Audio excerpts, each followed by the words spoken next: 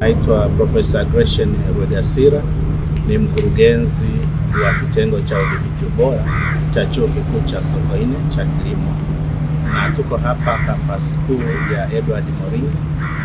Na leo tumekuwa na shughuli muhimu ya kuendesha mafunzo kwa ajili ya sehemu ya management ya chuo, yani tunaita members COPD, yani nahusisha principals, director na wakuu wa vitengo vyote vya utawala na akademia.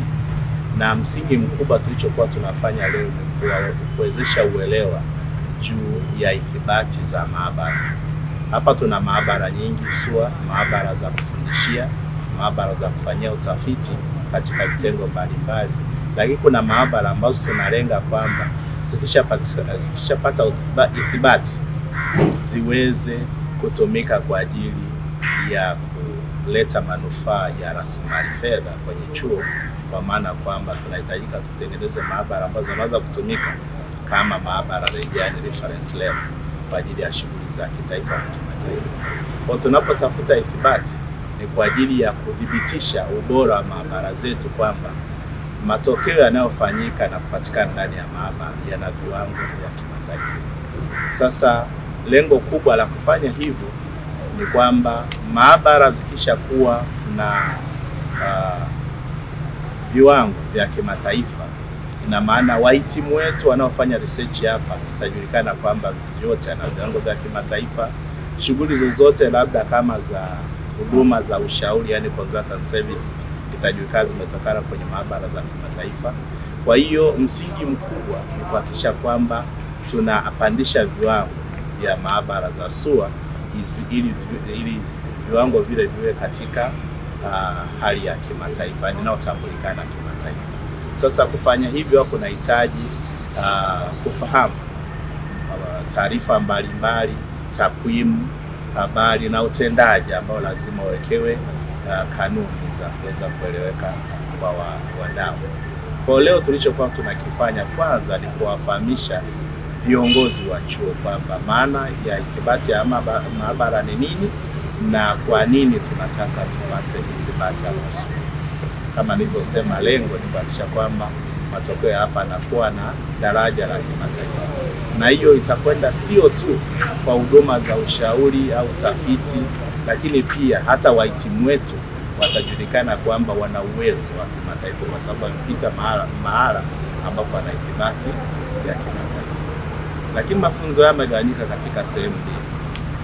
Ya kwanza ambayo tulikuwa tunafanya leo ni viongozi wa chuo ili wafahamu taratibu hasa za kimanagement za utawala, jinsi tunavyoweza kushirikia hizi maabara, umuhimu wake na faida zake kwa chuo kikuu cha Sokoine. Kesho mafunzo haya yataendelea kwa wakuu wa idara mbalimbali za akademia na wataalamu wenyewe wa maabara, yani tunasema technologists. Hawa tunahitaji wafahamu undani wa kiutendaji. Sasa watawala wakishajua utaratibu ni nini, watendaji wanabaki kuwa ni wale technologists, lakini pia na wakuu wa idara ambako hizi maabara ziko, ili wafahamu kabisa kwamba technologists wao wanahitaji kuwa nani, yani wale wataalamu wale wa maabara atakapokwenda kuongea kitu na mkuu wake wa idara, mkuu wa idara anafahamu kwa nini kile kimetakiwa. Kwa misingi ni kujenga uwezo kwa ajili ya ithibati za maabara, lakini pia matokeo yanayotoka pale yawe ya viwango vya kimataifa. Sasa tunasema kwamba wanafunzi wetu tulionao wanakuwa katika maabara mbalimbali katika idara mbalimbali, na kwa sababu hiyo ni kwamba wanafunzi watakwenda kutumia huduma za maabara zile ambazo zimeshapata ithibati, na maana na viwango vya masomo yao, viwango vya utendaji wao, viwango vya matokeo yao ya kitafiti, vyote pia vinakuwa na ithibati ya kimataifa ambayo inaendelea kuthibitisha ubora wa chuo chetu cha Sokoine cha Kilimo. Kwa msingi mkubwa ni huo, na tunahitaji wadau wanaotamani kufanya kazi na SUA wafahamu hilo, kwamba malengo yetu ni kwenda juu zaidi, tunalenga kimataifa zaidi kuliko kubakia hapa nchini. Kwa ujumla matokeo ya management wamefurahi sana, kwa sababu ni bahati mbaya kwamba haya mambo tumekuwa tukiyaeleza siku nyingi na tunawasilisha kwenye mikutano na wanaona kabisa kwamba labda wanaelewa, lakini leo tumegundua wengi walikuwa waelewi, na hivyo leo wamefurahi sana kupokea walau hiki kwa undani zaidi na kuelewa mantiki yake.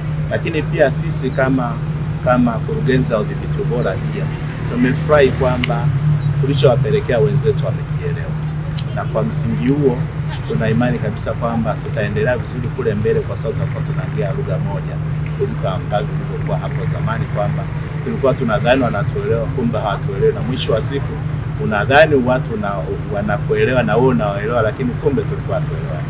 Na ndio kisa kwa wasiwasi uliokuwa nao tukasema hapana, kuna haja ya kuhakikisha tunaelewana vizuri ili kwenda mbele tuweze kuongea lugha moja, kwa sababu pamoja tunaweza kupeleka kichwa chetu.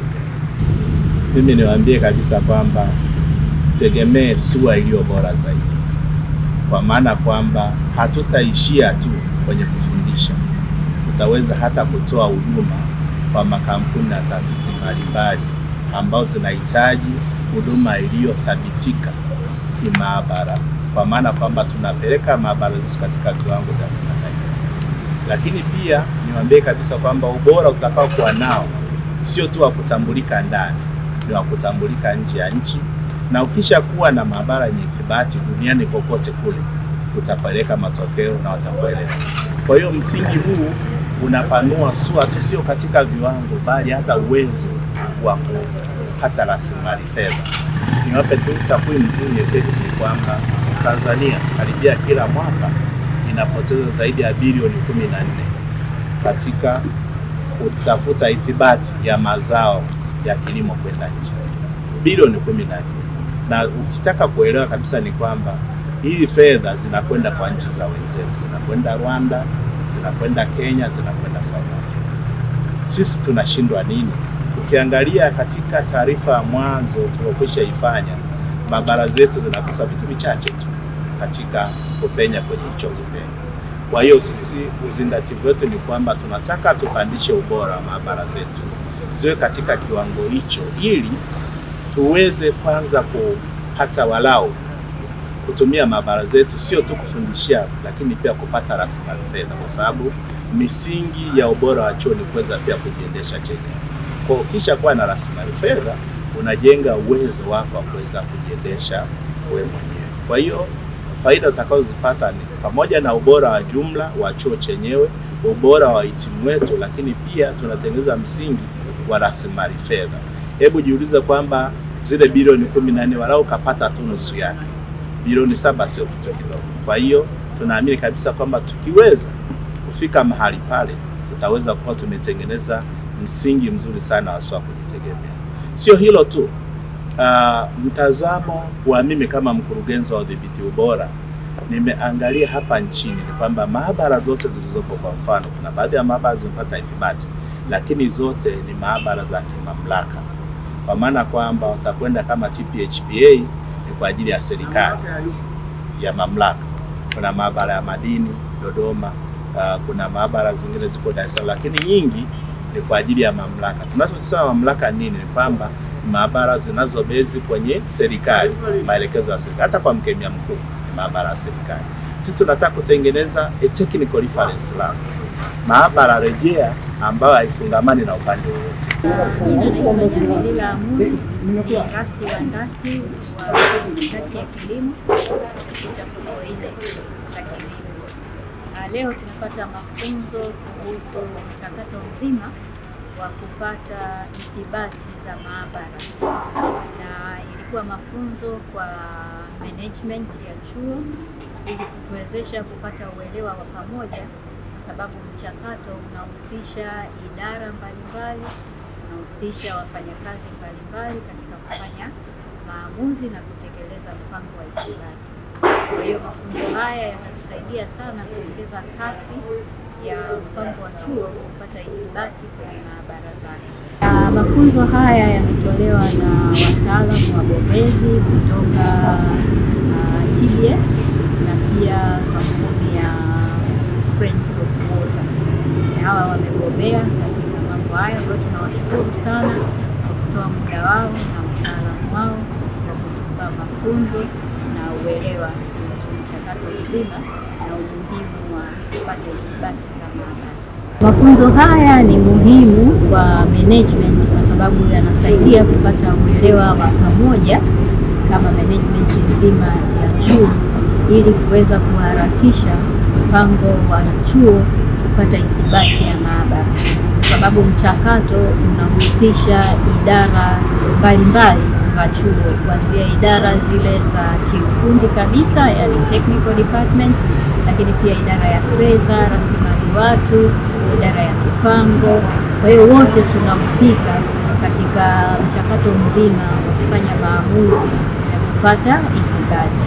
Na tukipata ithibati, huduma zetu na ubora wa maabara zetu kwa kufundisha na utafiti zitakuwa ni nzuri zaidi na za kuaminika hapa ndani, lakini pia hata kimataifa.